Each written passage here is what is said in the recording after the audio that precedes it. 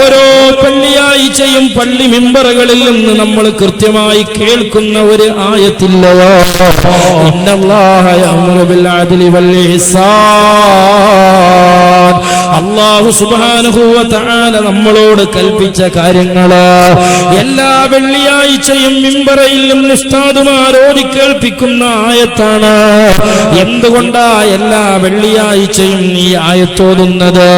മഹാന്മാരായ പണ്ഡിതന്മാര് പഠിപ്പിക്കുകയാണ്, അല്ലാഹു തആല മനുഷ്യരോട് കൽപ്പിച്ച എന്തൊക്കെ കാര്യങ്ങളുണ്ടോ ആ കാര്യങ്ങളെല്ലാം ഈ ആയത്തിൽ അല്ലാഹു തആല കോർത്തിണക്കിയിട്ടുണ്ട്. അല്ലാഹു മനുഷ്യരോട് വിരോധിച്ച എന്തൊക്കെ കാര്യങ്ങളുണ്ടോ അതെല്ലാം ഈ ആയത്തിൽ അല്ലാഹു കോർത്തിണക്കിയിട്ടുണ്ട്. സുഹൃത്തുക്കളെ, ഇന്നല്ലാഹ യഅ്മുറു ബിൽ അദ്ലി, അല്ലാഹു നമ്മളോട് നീതി കൊണ്ട് കൽപ്പിക്കുകയാണ്. ഒരു അടിമാവന്റെ സാമൂഹിക ചുറ്റുപാടുകളോട് ചെയ്യുന്ന നീതിയുണ്ട്. കുല്ലുക്കും റാഇൻ വ കുല്ലുക്കും മസ്ഊലുൻ അൻ റഇയതിഹി, നിങ്ങളെല്ലാവരും ഉത്തരവാദിത്വമുള്ളവരാ. ഒരു സമൂഹത്തിൽ ജീവിക്കുന്ന ഏതൊരു പൗരന്റെ മുന്നിലോ സുഹൃത്തുക്കളെ, ആ പൗരൻ ഒരു പക്ഷേ പിതാവായിരിക്കാം, അല്ലെങ്കിൽ മാതാവായിരിക്കാം, അല്ലെങ്കിൽ ഭാര്യയാകാം, ഭർത്താവാകാം, മകനാകാം, ആര് തന്നെയാണെങ്കിലും ആ സമൂഹത്തിന്റെ വ്യത്യസ്തങ്ങളായ മേഖലകളിൽ ആ മേഖലകളിൽ കടന്നു ചെല്ലുന്ന മനുഷ്യര് കുല്ലുക്കും റാഇൻ വ കുല്ലുക്കും മസ്ഊലുൻ അൻ റഇയതിഹി, നിങ്ങളെല്ലാവരും ഉത്തരവാദിത്തമുള്ളവരാ. ആ ഉത്തരവാദിത്വത്തെ കുറിച്ച് അല്ലാഹു തആല നിങ്ങളോട് ചോദ്യം ചെയ്യുന്നതുമാണ്. ആ ഉത്തരവാദിത്വ നിർവഹണം, നീതി നിർവഹണത്തിന്റെ എല്ലാ അതിർവരമ്പുകളും അതിലംഘിച്ചുകൊണ്ടിരിക്കുന്ന ഒരു കാലത്തിലൂടെയാണ് നമ്മൾ പോകുന്നത്. സാഹസികമായ വേദനകളും പ്രയാസങ്ങളും സഹിച്ച് മാസങ്ങളോളം ഗർഭം ധരിച്ച് വേദന സഹിച്ച് പ്രസവിച്ചു കഴിഞ്ഞ കുഞ്ഞുമോന് അങ്ങാടിയിൽ എവിടെയോ ആരൊക്കെയോ തയ്യാർ ചെയ്ത അമ്മത്തൊട്ടിലിൽ വലിച്ചെറിഞ്ഞു പോകുന്ന അമ്മമാര്, അതേ മാതൃഹൃദയത്തിന്റെ മനോഹാരിതയെ പളുങ്കുപാത്രം തച്ചുടക്കുന്നത് പോലെ തച്ചുടക്കുന്ന പച്ചയായ മനുഷ്യക്കോലങ്ങളെ ലോകത്ത് നമ്മൾ കേട്ടുകൊണ്ടിരിക്കുകയാ. അതേ സഹോദരന്മാരെ, സ്വന്തം സ്വന്തം മക്കളാ ആ മാസങ്ങളോളം ഗർഭം ധരിച്ച് പ്രസവിച്ച പിഞ്ചു കുഞ്ഞിനെ പാലങ്ങളിൽ ചോര കുഞ്ഞു പൈതലുകളെ വലിച്ചെറിഞ്ഞു പോകുന്ന അമ്മമാരുടെ വാർത്തകൾ നമ്മൾ കേൾക്കുകയാ. മക്കളോടുള്ള നീതി നിർവഹണത്തിൽ വെള്ളം ചേർക്കുന്ന മാതാക്കളുടെ കാലമാ. അതേ സ്വന്തം പിതാവിന്റെ കൂടെ വീടിന്റെ അകത്തളങ്ങളിൽ കിടന്നുറങ്ങുന്ന കൗമാരപ്രായം പോലും എത്തിയിട്ടില്ലാത്ത പെൺകുട്ടിയെ സ്വന്തം പിതാവിനാൽ ബലാത്സംഗം ചെയ്യപ്പെടുന്ന കാലഘട്ടമാണ്. ഒരു പിതാവ് മകളോടുള്ള നീതി നിർവഹണത്തിൽ വെള്ളം ചേർത്തുകൊണ്ടിരിക്കുന്ന കാലമാ. സുഹൃത്തുക്കളെ, മാതാപിതാക്കളോടുള്ള നീതിയില് മക്കള് വെള്ളം ചേർത്തുകൊണ്ടിരിക്കുന്ന കാലമാ. ഈ അടുത്ത കാലത്താണ് സാമൂഹ്യ മാധ്യമങ്ങളിൽ ഒരു വൃദ്ധയായ ഉമ്മയുടെ ദീനരോധനം നമ്മൾ കേട്ടത്. ആ ഉമ്മ സ്വന്തം മകന്റെ കൂടെ ഭീമാപള്ളിയിലേക്ക് ട്രെയിൻ കയറിയ ഉമ്മയാ. ആ ഉമ്മയെ ട്രെയിനിൽ ഉമ്മയുടെ കൂടെ ട്രെയിൻ കയറിയിട്ട് വഴിയിൽ എവിടെയോ റെയിൽവേ സ്റ്റേഷനിൽ ആ ഉമ്മ അറിയാതെ മകൻ അതാ ഇറങ്ങിപ്പോവുകയാ. തന്റെ മകൻ തന്റെ കൂടെയുണ്ടാകുമെന്ന് ധരിച്ചുകൊണ്ട് നൊന്ത് പ്രസവിച്ച് പാലൂട്ടി വളർത്തിയ ആ പൊന്നുമോൻ ഈ വൃദ്ധയായ തന്നെ എവിടെയും അപായപ്പെടുത്തുകയില്ല എന്ന ഉറച്ച വിശ്വാസത്തോടുകൂടെ നിർഭയത്വത്തോടുകൂടെ ട്രെയിനിൽ യാത്ര ചെയ്ത പൊന്നുമ്മ തിരുവനന്തപുരത്ത് റെയിൽവേ സ്റ്റേഷനിൽ വണ്ടി നിർത്തിയപ്പോ സ്റ്റേഷനിൽ ഇറങ്ങിയിട്ട് മകനെ തപ്പി നോക്കിയിട്ട് കാണുന്നില്ല. മകന്റെ നമ്പറായി കുറിച്ചെടുത്ത നമ്പർ ആ റെയിൽവേ സ്റ്റേഷനിൽ നിന്ന് പൊട്ടിക്കരയുന്ന ഉമ്മയെ ആശ്വസിപ്പിക്കാൻ ആളുകൾ തടിച്ചുകൂടുമ്പോ ആരുടെയോ ഒരു മൊബൈൽ നമ്പറിലൂടെ ആ പൊന്നുമോന്റെ നമ്പറായി കുറിച്ചു വെച്ച നമ്പറിലേക്ക് അടിച്ചു നോക്കുമ്പോ ഉമ്മയെ ട്രെയിനിൽ കയറ്റിയിട്ട് വഴിയിൽ ഇറങ്ങിപ്പോന്ന മോന് തന്റെ മൊബൈൽ അങ്ങ് സ്വിച്ച് ഓഫ് ചെയ്തിരിക്കുകയാ. സുഹൃത്തുക്കളെ, ആ ഉമ്മ വാവിട്ട് കരയുകയാണ്. മകനെ കാണാതെ അതാ വാവിട്ട് കരയുമ്പോ ആരോ പറയുന്നു പോലീസ് സ്റ്റേഷനിൽ വിവരമറിയിക്ക. ഉമ്മ പറയുന്നു, എന്റെ മോനെ പോലീസുകാർ വല്ലതും ചെയ്യുകയില്ലേ? ഇങ്ങനെ തന്നെ അങ്ങേയറ്റം സ്നേഹിക്കുകയും വിശ്വസിക്കുകയും ചെയ്ത പൊന്നു മാതാവിന് വഴിയോരത്ത് വലിച്ചെറിഞ്ഞു പോകുന്ന മക്കളുടെ വാർത്തകൾ നമ്മൾ കേട്ടുകൊണ്ടിരിക്കുകയാ. ഒരു കാലത്ത് കൂണ പോലെ മുളച്ചു പൊന്തിയ അനാഥാലയങ്ങള്, ആ അനാഥാലയങ്ങളിലേക്ക് മക്കളെ കിട്ടാതെ മാനേജ്മെന്റ് വിഷമിച്ചുകൊണ്ടിരിക്കുകയാ. പട്ടിണി കിടന്നാലും ഒരു തീങ്കാനയിൽ പൊയ്ക്കൂടാ എന്ന് ചിന്തിക്കുന്ന യതീമക്കളുടെ കാലമാ. ഒരു തീങ്കാനയിലേക്ക് ബാപ്പയില്ലാത്ത മകൻ പോലും പോകാൻ മടിച്ചു നിൽക്കുന്ന കാലത്ത്, പണ്ട് കാലത്ത് മുളച്ചു പൊന്തിയ യതീങ്കാനക്ക് സമാന്തരമായി നമ്മുടെ പരിസരങ്ങളിൽ മുളച്ചു പൊന്തുന്നത് വൃതസദനങ്ങളല്ലയോ? അതേ കൗമാരം പിന്നിട്ട് തന്റെ ജീവിതത്തിലേക്ക് ഒരു ഭാര്യ കടന്നു വന്നാൽ ആ ഭാര്യയുടെ കൂടെയുള്ള സ്വൈര ജീവിതത്തിന് വാർദ്ധക്യത്തിന്റെ വേദന പേറുന്ന മാതാപിതാക്കള് തടസ്സമായി തോന്നുമ്പോ ആ ഉമ്മയുടെ കയ്യും പിടിച്ച് വൃതസദനത്തിലേക്ക് മനസ്സങ്കോചമില്ലാതെ വലിച്ചെറിഞ്ഞു പോകുന്ന മക്കളെത്രയാണ്. ആ വൃതസദനത്തിൽ കൊണ്ടുപോയി പിതാക്കളെ വലിച്ചെറിയുന്ന മക്കളെത്രയാ. ഇന്നല്ലാഹ യഅ്മുറു ബിൽ അദ്ലി വൽ ഇഹ്സാൻ. ഒരു മനുഷ്യൻ നീതി ചെയ്യാൻ കൽപ്പിക്കപ്പെട്ടിട്ടുണ്ട്. ഉടമയോട് അടിമ നീതി ചെയ്യണം, അടിമ സ്വന്തത്തോട് നീതി ചെയ്യണം, അവന്റെ സമൂഹത്തോട് നീതി ചെയ്യണം. സുഹൃത്തുക്കളെ, എവിടെയാണ് ആ നീതിയുള്ളത്? ഭരണകൂടങ്ങൾ ഭരണീയരോട് നീതി നിർവഹിക്കുന്നുണ്ടോ? എവിടെയാണ് ഭരണീയരോട് നീതി നിർവഹിക്കാൻ ഭരണകൂടങ്ങൾക്ക് കഴിഞ്ഞിട്ടുള്ളത്? ഇന്ന് ലോകത്ത് നമ്മൾ കാണുന്നതെന്താ? ലോകം ഭരിച്ചുകൊണ്ടിരിക്കുന്ന ഭരണകൂടങ്ങൾക്ക് ഭരണീയരാകുന്ന സിവിലിയന്മാരെയോ പൗരന്മാരെയോ ആവശ്യമില്ല. രാജ്യം ഭരിച്ചുകൊണ്ടിരിക്കുന്ന ഭരണാധികാരിയുടെ അഹന്തയെ സംരക്ഷിക്കുന്നതിന് വേണ്ടി, ഭരിച്ചുകൊണ്ടിരിക്കുന്ന രാജ്യത്തിന്റെ രാഷ്ട്രാതിർത്തി വർദ്ധിപ്പിക്കുന്നതിന് വേണ്ടി ലോകത്ത് പല രാജ്യങ്ങളിലും അടിച്ചേൽപ്പിക്കപ്പെടുന്ന അനാവശ്യമായ യുദ്ധങ്ങളൊന്ന് ശ്രദ്ധിച്ചു നോക്കൂ. ആ യുദ്ധമുഖങ്ങളിൽ നശിപ്പിക്കപ്പെടുന്നത് എന്താണ്? ഓരോ രാജ്യങ്ങളിലെയും സാധാരണക്കാരായ മനുഷ്യരാണ് ക്രൂരമായി കൊല ചെയ്യപ്പെടുന്നത്. അതേ ഭരണകൂടങ്ങൾക്ക് ഭരണീയരെ ആവശ്യമില്ല. സാധാരണക്കാരായ സിവിലിയന്മാരെ കൊന്നൊടുക്കി ശത്രുരാജ്യത്തോട് പ്രതികാരം തീർത്ത് ആ രാജ്യത്തിന്റെ രാഷ്ട്രാതിർത്തിയിലേക്ക് കടന്നു കയറി തന്റെ രാഷ്ട്രാതിർത്തി വർദ്ധിപ്പിക്കാൻ വേണ്ടി പണിയെടുക്കുന്ന ഭരണകൂടങ്ങളോ ഭരണീയരോടുള്ള നീതി നിർവഹണത്തിലല്ലേ വളരെ പോരായ്മ വരുത്തിക്കൊണ്ടിരിക്കുന്നത്. ഇന്ന് ലോകത്ത് നടക്കുന്ന യുദ്ധങ്ങളുടെ ദയനീയമായ രംഗങ്ങള് അല്ലാഹുവിന്റെ ഹബീബ് നേരത്തെ പറഞ്ഞു വെച്ച ഒരു വാക്കില്ലയോ മുസ്ലിമേ? ലാ യദിരിൽ ഖാതിലു ലിമ യഖ്തുലു വലാ യദിരിൽ മഖ്തൂലു ലിമ യഖ്തുലു. ലോകത്തൊരു കാലം വരാനിരിക്കുന്നു, അക്കാലത്തൊരു കൊലയാളി തന്റെ ഇരയെ കൊലപ്പെടുത്തിക്കൊണ്ടിരിക്കുമ്പോ കൊലപ്പെടുത്തുന്ന കൊലയാളിക്ക് ഇരയെ കൊല്ലുന്നത് എന്തിനാണ് എന്നറിയാത്ത കാലം വരുന്നതാ. കൊല ചെയ്യപ്പെടുന്ന ഇരയ്ക്ക് എന്തിനാണ് ഈ കൊലയാളി തന്നെ കൊല്ലുന്നത് എന്നറിയാത്ത കാലം വരുന്നതാണ്. ശത്രുരാജ്യത്തിന്റെ വായുമണ്ഡലങ്ങളിലൂടെ പോർവിമാനങ്ങൾ പറത്തിയിട്ട് സാധാരണക്കാരായ സിവിലിയന്മാർ അന്തിയുറങ്ങുന്ന കുടിലുകളിലേക്ക്, അതുപോലെ രോഗികൾ അഡ്മിറ്റ് ചെയ്യപ്പെട്ട ഹോസ്പിറ്റലുകളിലേക്ക്, നിഷ്കളങ്കരായ കുട്ടികൾ പഠനം നടത്തിക്കൊണ്ടിരിക്കുന്ന കലാലയത്തിന്റെ മട്ടുപാവിലേക്ക് ബോംബെറിഞ്ഞുകൊണ്ടിരിക്കുന്ന വിമാനം പരത്തുന്ന പൈലറ്റിനറിയുമോ എന്തിനായി കുഞ്ഞുങ്ങളെ കൊന്നൊടുക്കുന്നത്? ആരെയായി കൊല ചെയ്തുകൊണ്ടിരിക്കുന്നത്?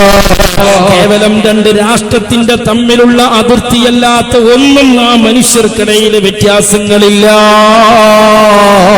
സുഹൃത്തുക്കളെ, എന്തിനാണ് തന്റെ കുടിലേക്ക് എറിയപ്പെടുന്ന ബോംബിൽ താൻ ക്രൂരമായി കൊല ചെയ്യപ്പെടുമ്പോ എന്തിനാണ് താൻ ഇങ്ങനെ ക്രൂരമായി കൊല ചെയ്യപ്പെടുന്നത് എന്ന് കൊല ചെയ്യപ്പെട്ട ആൾക്ക് അറിയാത്ത കാലം വരുമെന്ന് അല്ലാഹുവിന്റെ ഹബീബ് സല്ലല്ലാഹു അലൈഹി വസല്ലം പഠിപ്പിച്ചിട്ടുണ്ടെങ്കിലും കാശ്മീരിൽ ക്രൂരമായി കൊല ചെയ്യപ്പെട്ട 8 വയസ്സുകാരിയെ മനുഷ്യാധമന്മാർ ദേവാലയത്തെയും ദേവനെയും പൂജയെയും പരസ്യമായി അവഹേളിക്കുകയും അവമതിക്കുകയും ചെയ്തുകൊണ്ട് ഒരു ദേവാലയത്തിന്റെ അകത്തളത്തിൽ ഇട്ടുകൊണ്ട് 8 വയസ്സുകാരിയായ പിഞ്ചോമന കുഞ്ഞിനെ മാറി മാറി ബലാത്സംഗം ചെയ്ത് ക്രൂരമായി തലക്കടിച്ച് കൊലപ്പെടുത്തിയതിന്റെ ക്രൂരത ഈ രാജ്യത്ത് മതമുള്ളവരും മതമില്ലാത്തവരുമായ മുഴുവൻ മനുഷ്യരും ഇന്ത്യ ഒട്ടുക്കും അതേ ഇതിനെതിരെ ശക്തമായി പ്രതിഷേധിച്ചപ്പോ സുഹൃത്തുക്കളെ, മഹാനായ സുൽത്താനുൽ ഉലമ കാന്തപുരം ഉസ്താദ് ഈ നാടോടികളും ആടുമേക്കുന്നവരും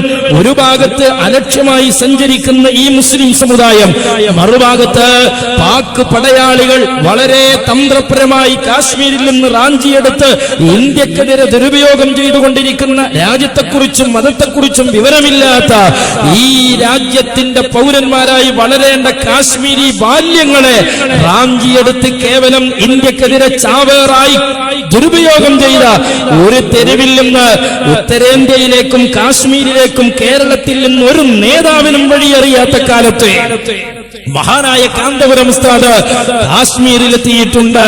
ആ കാശ്മീരിലേക്ക് ഉത്തരവാദപ്പെട്ടവരെന്നും സാമുദായിക മേലാളന്മാരെന്നും പറയുന്നവർ കടന്നു ചെല്ലുന്നതിന്റെ എത്രയോ കാലങ്ങൾക്ക് മുമ്പ് പാർശ്വവൽക്കരിക്കപ്പെട്ട് പതിതരായി കഴിയുന്ന ഇസ്ലാമിനെ കുറിച്ചോ ഇന്ത്യയെക്കുറിച്ചോ ബാലപാഠമറിയാത്ത ഒരു ജനസമൂഹത്തിന് ആവശ്യമായ വൈജ്ഞാനിക വിളവെടുപ്പിന് ആവശ്യമായ കലാലയങ്ങൾ രൂപപ്പെടുത്തി കൊടുത്ത ആധികാരിക മുസ്ലിം നേതൃത്വമാണ് മഹാനായ സുൽത്താനുൽ ഉലമ കാന്തപുരം ഉസ്താദെ.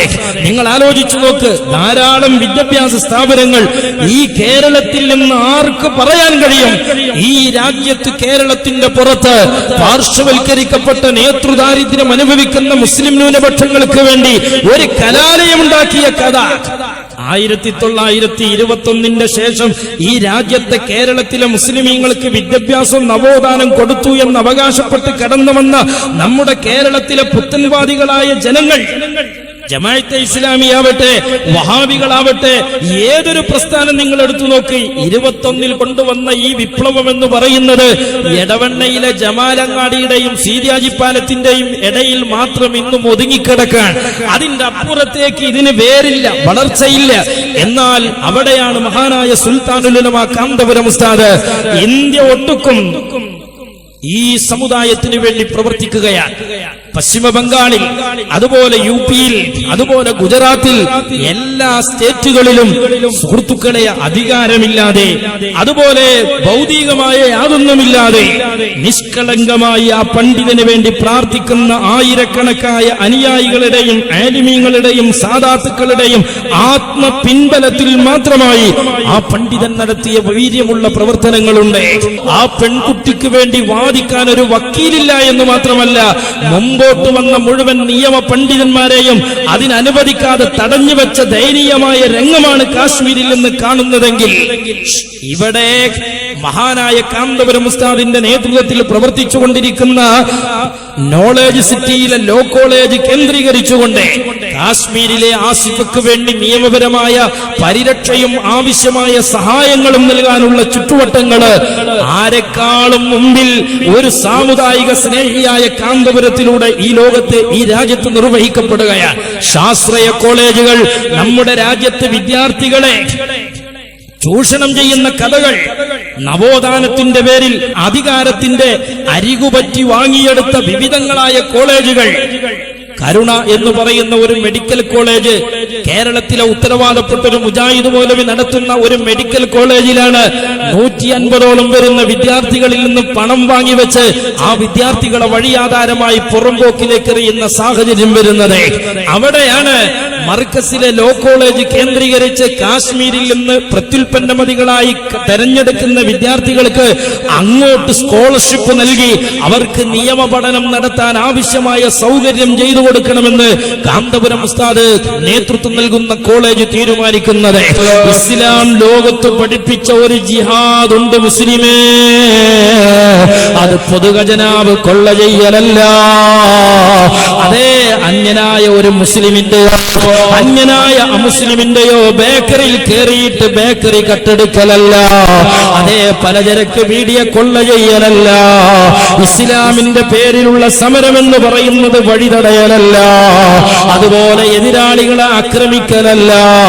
അവന്റെ സമ്പത്ത് കൊള്ള ചെയ്യലല്ല. ഇസ്ലാമിന് വേണ്ടിയുള്ള ജിഹാദ് എന്ന് പറഞ്ഞാൽ അത് ധർമ്മമാണ്. അത് കൊള്ളയല്ല, കൊള്ളിവെപ്പുകളല്ല, അത് യാത്രക്കാരനെ തടസ്സം ചെയ്യലല്ല. അല്ലാഹുവിന്റെ ഹബീബ് സല്ലല്ലാഹു അലൈഹി വസല്ലം തങ്ങൾ ലോകത്തിൽ നിന്ന് വിട പറയുന്നതിന്റെ മുമ്പായി അനിവാര്യമായ ഒരു പ്രതിരോധ സമരത്തിന് വേണ്ടി ഒരുക്കി വെച്ച സൈന്യമുണ്ടായിരുന്നു. ഹബീബ് വഫാത്തായ ശേഷം സിദ്ദീഖ് റളിയല്ലാഹു തആല അൻഹു തങ്ങൾ ആ സൈന്യത്തെ യുദ്ധത്തിനയക്കുകയാ. ആ യുദ്ധത്തിനയക്കുന്ന സമയത്ത് സൈന്യത്തെ അഭിസംബോധനം ചെയ്തുകൊണ്ട് മഹാനായ സിദ്ദീഖ് റളിയല്ലാഹു തആല അൻഹു തങ്ങൾ പറയുന്ന ഉപദേശമുണ്ട് കേട്ടോ.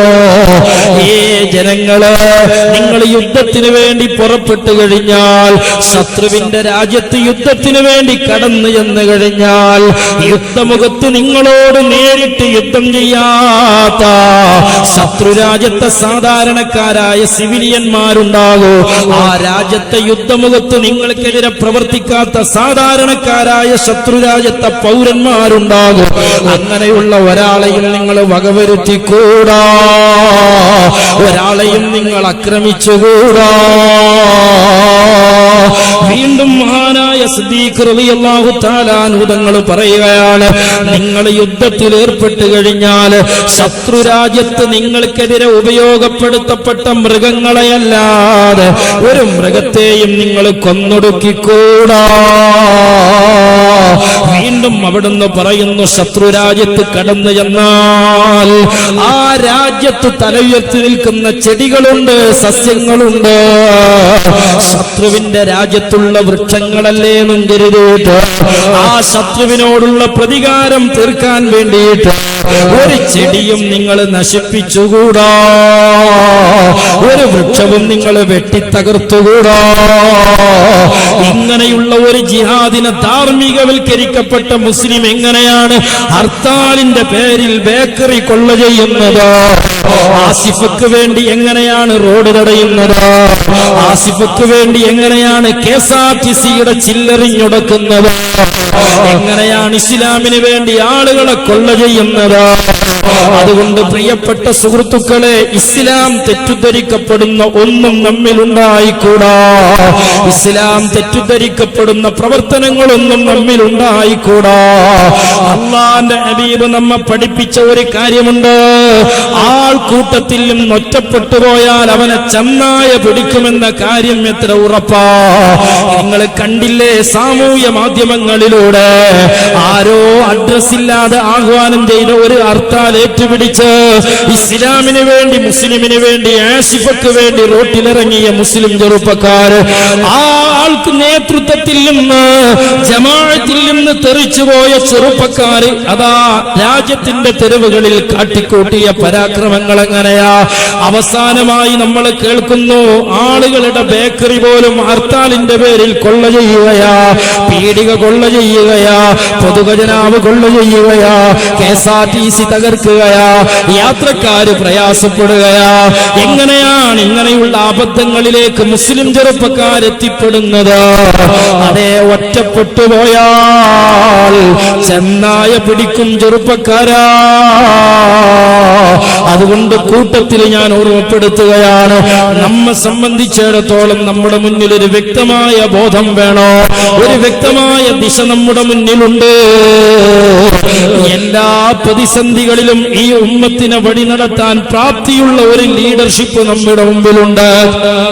അല്ലാഹു നമുക്ക് തന്നതുപോലെയുള്ള ഒരു ലീഡറാ. ആരെന്ത് പറഞ്ഞാലും ആക്ഷേപിക്കുന്നവരുടെ മനസ്സിൽ പോലും മറച്ചു വെക്കാതെ പ്രകടമാകുന്ന യാഥാർത്ഥ്യമാണ് മഹാനായ സുൽത്താനുൽ ഉലമ എന്ന അല്ലാഹു നമുക്ക് തന്ന ഒരു വലിയ ലീഡർഷിപ്പ്. അതുപോലെ മഹാനായ സയ്യിദ് ഇബ്രാഹിം ഖലീലുൽ ബുഖാരി തങ്ങളെ പോലെയുള്ള നമ്മൾ ഉസ്താദ്, പേരോട് ഉസ്താദ്, അതുപോലെയുള്ള ധാരാളം ആളുകൾ ജീവിതത്തിൽ ഒരു ഉറുമ്പിനെ പോലും വേദനിപ്പിച്ചിട്ടില്ലാത്ത, മുസ്ലിമോ അമുസ്ലിമോ ആയ ഒരു വ്യക്തിയെ പോലും തന്റെ നാക്കുകൊണ്ട് ഗീബത്ത് പറഞ്ഞിട്ടില്ലാത്ത, പച്ചയായ ഹൃദയത്തിന്റെ പരിശുദ്ധത തന്റെ പച്ച മലയാളത്തിലൂടെ പ്രകടമാക്കി പ്രവർത്തിച്ചുകൊണ്ടിരിക്കുന്ന, നിഷ്കളങ്കമായ ഹൃദയത്തോടെ നമുക്ക് നേതൃത്വം നൽകിക്കൊണ്ടിരിക്കുന്ന റഈസുൽ ഉലമ സുലൈമാൻ ഉസ്താദ് അടക്കമുള്ള ഒരു നേതൃത്വമുണ്ട്. എങ്ങനെയാ മുസ്ലിമീങ്ങൾക്ക് പ്രതിസന്ധി വന്നാൽ അത് നേരിടേണ്ടത്? എങ്ങനെയാ മുസ്ലിമീങ്ങൾ പ്രതിസന്ധികളെ അഭിമുഖീകരിക്കേണ്ടത്. കണ്ടില്ലേ നിങ്ങൾ, ആസിഫ എന്ന് പറയുന്ന മുസ്ലിം പെൺകുട്ടി ക്രൂരമായി കശാബ് ചെയ്യപ്പെട്ടപ്പോ ആ പെൺകുട്ടിക്ക് വേണ്ടത് അടിയന്തിരമായ നിയമസഹായങ്ങളാണെന്ന് നമ്മുടെ നേതൃത്വം തിരിച്ചറിയുകയാണ്. ഈ രാജ്യം ശ്രദ്ധിക്കുന്ന ഭാഷയില് രാജ്യത്തിന്റെ അധികാര കേന്ദ്രങ്ങളിലേക്ക് എത്തിപ്പെടുന്ന രീതിയിൽ മഹാനായ സുൽത്താനുൽ ഉലമ തന്റെ ബഹുഭാഷാ പാണ്ഡിത്യത്തിലൂടെ ആ പ്രശ്നത്തിനെതിരെ പ്രതിഷേധപരമായ പ്രസ്താവന ഇറക്കുകയാ. എത്തിക്കേണ്ടിടത്ത് എത്തിച്ചിട്ടുണ്ട്, ഇടപെടേണ്ടതുപോലെ ഇടപെട്ടിട്ടുണ്ട്. അതുകൊണ്ട് തന്നെ നമ്മുടെ മുമ്പിലുള്ളത് ഒരിക്കലും ചെന്നായ പിടിക്കുന്ന ആട്ടിൻ പറ്റങ്ങളിൽ നമ്മൾ പെട്ടുപോകാൻ പാടില്ല. മൻശദ്ദ ശുദ്ധ ഫിന്നാർ, ഒറ്റപ്പെട്ടുപോയാൽ അബദ്ധങ്ങളിൽ പെട്ടുകൊണ്ട് നരകത്തിലേക്ക് വീണുപോകുന്നതാണ്. അതുകൊണ്ട് സമസ്ത കേരള സുന്നി യുവജന സംഘത്തിന്റെ പതാകവാഹകരാവുക, SSFന്റെ സജീവമായ പ്രവർത്തകരാവുക. നമ്മുടെ ഈ പരിശുദ്ധമായ പള്ളിയും മഹല്ലും കേന്ദ്രീകരിച്ച് നമുക്കാരോടും പ്രതികാരം തീർക്കേണ്ടതില്ല, നമുക്കാരോടും വാശി തീർക്കേണ്ടതില്ല. ഈ പരിസരത്തുള്ള സുന്നത്ത് ജമാഅത്തിന്റെ വിശ്വാസികൾ നമ്മുടെ കൂട്ടുകാരാ. ഈ പ്രദേശത്ത് സുന്നത്ത് ജമാഅത്തിന്റെ മതകലാലയങ്ങളും പള്ളികളും നമ്മുടേതുകൂടിയാണ്. അത് നമ്മുടേതുകൂടിയായ പള്ളിയാ, അത് മറ്റൊരു പള്ളിയല്ല, ഇതും മറ്റൊരു പള്ളിയല്ല. എല്ലാം അല്ലാഹുവിന് സുജൂദ് ചെയ്യേണ്ട പള്ളിയാണ്. അതുകൊണ്ട് ഗ്രൂപ്പ് നോക്കാതെ, രാഷ്ട്രീയം നോക്കാതെ ആലിമീങ്ങളെ ബഹുമാനിക്കുന്നവരായി നമ്മൾ മാറുക. അതുപോലെ പണ്ഡിതന്മാരെ ബഹുമാനിക്കുന്നവരായി നമ്മൾ മാറുക. അല്ലാഹുവിന്റെ ചിഹ്നങ്ങളാകുന്ന പള്ളികളെയും ഉമറാക്കളെയും ബഹുമാനിക്കുന്നവരായി മാറുക. സുഹൃത്തുക്കളെ, ഈ പ്രദേശത്ത് നമ്മുടേതായ ഉമറാക്കൾ ഉണ്ടാകാം. അതുപോലെ മറ്റു മഹല്ലുകളിലും വാർദ്ധക്യം വന്ന ഉമറാക്കൾ ഉണ്ടാകും. ഒരുപാട് കാലം നമ്മുടെ പള്ളിക്കും മദ്രസകൾക്കുമൊക്കെ നേതൃത്വം നൽകിയ ഉമറാക്കൾ ഉണ്ടാകും. അങ്ങനെയുള്ള മുഴുവൻ ഉമറാക്കളെയും രാഷ്ട്രീയവും ഗ്രൂപ്പും നോക്കാതെ നമ്മൾ ആദരിക്കുന്നവരാവുക. നമ്മുടെ ഈ പള്ളി ഈ പ്രദേശത്തെ ഐക്യപ്പെടുത്തുന്ന പള്ളിയാവുക. അല്ലാഹു ആദർശപ്പൊരുത്തമുള്ള സുന്നത്ത് ജമാഅത്തിന്റെ ആലിമീങ്ങളെ അല്ലാഹു ദീനിന് ഖൈറായ രൂപത്തിൽ ഐക്യപ്പെടുത്തി തരട്ടെ. സുഹൃത്തുക്കളെ, അതുകൊണ്ട് തന്നെ നമ്മൾ SYSന്റെ പ്രവർത്തനം നടത്തുക, SSFന്റെ പ്രവർത്തനം നടത്തുക. എല്ലാ ആവേശങ്ങളും പ്രതിഫലിക്കേണ്ടത് നമ്മുടെ സംഘടനാ സർക്കുലറുകൾ നടപ്പിലാക്കുന്നിടത്താണ്. ആ സംഘടനയുടെ പ്രവർത്തനങ്ങൾ എന്ന് പറയുന്നത് ആരെയും കുറ്റപ്പെടുത്താനുള്ളതല്ല, ആരെയും ആക്ഷേപിക്കാനുള്ളതല്ല. മഹാനായ സുൽത്താനുൽ ഉലമ ഇന്ത്യ രാജ്യം കണ്ട ഏറ്റവും വലിയ വിപ്ലവം നിർവഹിച്ചത് ഈ പ്രസ്ഥാനത്തിന്റെ തണലിലാണെന്ന് നമ്മൾ മറന്നുപോകണ്ട. ഈ പ്രസ്ഥാനമാണ് സകല നന്മക്കും പ്രചോദനം നൽകുന്നത്. അതുകൊണ്ട് നമ്മുടെ പള്ളികൾ സംരക്ഷിക്കപ്പെടാൻ, ആ പള്ളികൾ കേന്ദ്രീകരിച്ച് ഈ രാജ്യത്തെ മുസ്ലിമിന് സഹായം കിട്ടണോ, ഈ രാജ്യത്തെ ഹിന്ദുവിന് സഹായം കിട്ടണോ. നമ്മുടെ പരിസരത്ത് ഒരു പള്ളി നിർമ്മിക്കുമ്പോ നമുക്ക് വെള്ളം തന്ന ഹൈന്ദവരുണ്ടാകാം, വെളിച്ചം തന്ന ഹൈന്ദവരുണ്ടാകാം, നമ്മളോട് പുഞ്ചിരിച്ച ഹൈന്ദവരുണ്ടാകാം, നമ്മളോട് സഹായിച്ച മുസ്ലിമീങ്ങളുണ്ടാകാം. മുസ്ലിമീങ്ങളും അമുസ്ലിമീങ്ങളുമായി പച്ചക്കരള് ബാക്കിയുള്ള മുഴുവൻ ജീവജാലങ്ങൾക്കും കരുണ ചെയ്യുന്നവരായി നമ്മൾ മാറണോ. അതിന് നമ്മൾ SYSന്റെ പ്രവർത്തകരാകണോ, സ്വാതന്ത്ര്യത്തിന്റെ സജീവമായ പ്രവർത്തകന്മാരും വളണ്ടിയർമാരുമാകണോ. നമ്മുടെ ഈ സ്ഥാപനം കേന്ദ്രീകരിച്ച് ഒരാളും തന്നെ നമ്മുടെ പരിസരത്ത് പട്ടിണി കിടക്കുന്ന വിവരമറിഞ്ഞാൽ സുഹൃത്തുക്കളെ നമ്മൾ അവന്റെ പട്ടിണിക്ക് പരിഹാരം നൽകുന്നവരാകണോ. ഹിന്ദുവോ മുസ്ലിമോ മതമില്ലവനോ മതമില്ലാത്തവനോ ആയി ആര് നമ്മുടെ പരിസരത്തുണ്ടെങ്കിലും പട്ടിണി കിടക്കുന്നവന്റെ അടുക്കളയിൽ നമ്മളെത്തണോ, വെള്ളമില്ലാത്തവന്റെ വീട്ടിൽ നമ്മളെത്തണോ, മരുന്നില്ലാത്തവന്റെ മുന്നിലേക്ക് നമ്മൾ രോഗികൾക്ക് മരുന്നുമായി കടന്നു ചെല്ലണോ. അതിനൊക്കെയുമുള്ള സംവിധാനമായി നമ്മുടെ സംഘടനാ സംവിധാനം വളർത്തണോ. സ്വാതന്ത്ര്യം കേന്ദ്രങ്ങളും സ്വാതന്ത്ര്യം വളണ്ടിയർമാരും നമ്മുടെ പരിസരത്തുണ്ടാകണോ. അഹ്ലുസ് സുന്നത്ത് വൽ ജമാഅത്തിന്റെ പ്രബോധനങ്ങളും പ്രവർത്തനങ്ങളും പഠന ക്ലാസുകളും നമ്മുടെ പരിസരത്ത് നടക്കണോ. സുഹൃത്തുക്കളെ, ആ വഴിയിലൂടെ പരമാവധി അല്ലാഹു തന്ന ആയുഷ്കാലത്ത് നന്ദി ചെയ്യാൻ നമ്മൾ ശ്രമിക്കുക.